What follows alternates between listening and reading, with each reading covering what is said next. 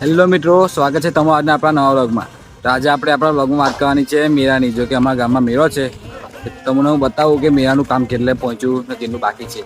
કાલે અને પરમ દિવસે 2 દિવસ મેળો ચાલવાનો છે. તો તમારે આવું હોય તો આપણે કેપ્શનમાં લોકેશન આપેલું જ છે, જોઈ લીજો. ચાલો બતાવવા આગળ.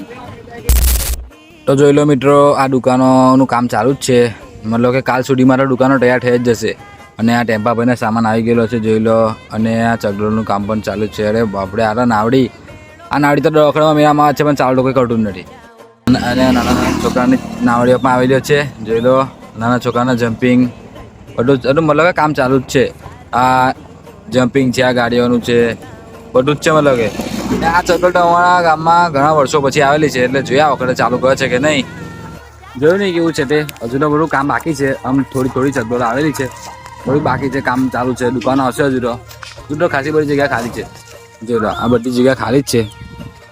બધી જગ્યાનો દુકાન આવશે છે ને, એક નંબર જગ્યા છે. આવો આવી જજો. લોકેશન આપેલું જ છે આપણે કેપ્શનમાં. જો વધુ પેલી મોટી ચકડોળનું કામ ચાલુ જ છે. જો પેલો આદમી કે બેને કામ કરે, જોયું ને. કામ કરવું જ પડે મારા ભાઈ, તો જ આગળ અવાય, બાકી કઈ ના થાય.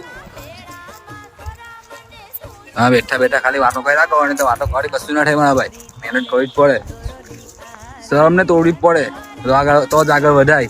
બાકી તો કઈ મેળ ના પડે. જો તમને શરમ લાગશે ને તો તમે આગળ નહીં વધો. શરમ તો રાખવાની જ નહીં, તો આપણને ખવડાવવા નથી આવવાનું. જો અહીં તો બધું પોટલા ને બધું પોરું જ છે. જોઈ લીધું ને મિત્રો. ચાલો મળીએ હવે ફરીથી કાલના નવા વ્લોગમાં મેળાની નવી અપડેટ સાથે. Bye bye.